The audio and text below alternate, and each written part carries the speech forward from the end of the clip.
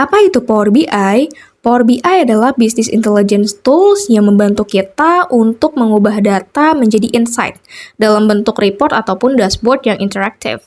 Tapi yang perlu digarisbawahi sebenarnya Power BI itu nggak cuma tentang visual, tapi dia juga tentang mengakses data, eksplorasi data, data modeling, sampai ke menampilkan insight yang diperlukan oleh user, yang nantinya untuk decision making user. Nah, BI tool sebenarnya teman-teman bukan cuma Power BI, tapi juga ada beberapa BI tools lainnya. Mungkin kalian pernah dengar ada juga yang namanya Tableau, Google Data Studio, MicroStrategy, atau Looker, ataupun lain-lain. Tapi di sini kita bakal spesifik deep dive mengenai Power BI itu sendiri ya teman-teman.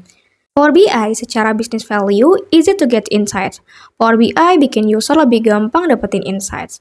Make effective and efficient data-driven decision, membantu pengambilan keputusan yang jauh lebih efektif dan efisien.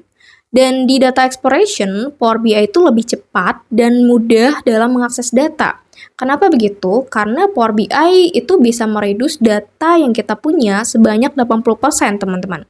Jadi let's say kalau kita punya data sebesar 1 giga, maka data tersebut akan direduce oleh Power BI sampai dengan 200 MB ataupun lebih gitu ya. Dan di Power BI juga memungkinkan kita untuk memiliki data pipeline dan data modeling yang reusable. Jadi di Power BI itu ada yang namanya Power Query yang bisa membuat semacam data pipeline, mulai dari get data sampai ke data yang sudah di cleansing. Dan ini reusable untuk kondisi tertentu, teman-teman. Kalau tadi kita ngomongin bikin dashboard di Excel, itu harus pivot satu-satu. Nah, kelebihannya di Power BI ini, kita cuma perlu prepare data dalam satu kali. Step by step-nya itu terlihat jelas di Power Query. Jadi misalnya step pertama, kita ambil data source-nya dari Excel di lokal PC kita.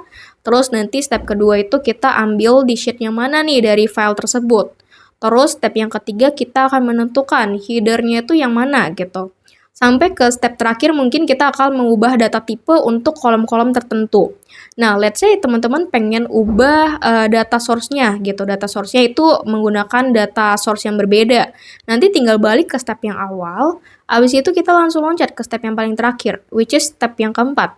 Jadi nggak perlu buat lagi satu persatu step by step-nya. Inilah yang disebut pipeline-nya ya teman-teman. Jadi let's say kayak teman-teman punya beberapa pun dataset kalian yang ingin diubah, kalian tinggal balik ke step awal, habis itu ke step akhir lagi.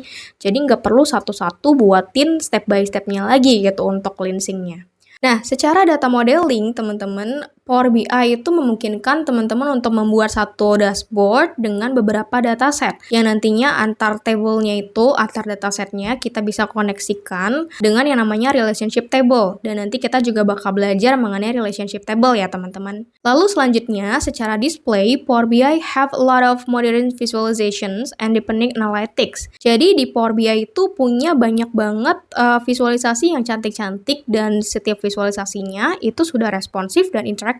Lalu selanjutnya di bagian collaboration, Power BI juga mendukung untuk kolaborasi antar organisasi. Jadi sistem kerjanya itu dia secara domain email, teman-teman. Jadi kalau misalnya teman-teman ingin membuat dashboard, terus dashboardnya itu kalian share ke antar organisasi, ke user ataupun ke teman antar organisasi, itu memungkinkan banget. Tapi dengan Notes kita harus punya lisensi, minimal lisensinya itu Pro, seperti itu. Nah, untuk develop dashboardnya di Power BI itu punya Power BI Desktop, yang mana kalian bisa develop dashboard sebanyak apapun secara free.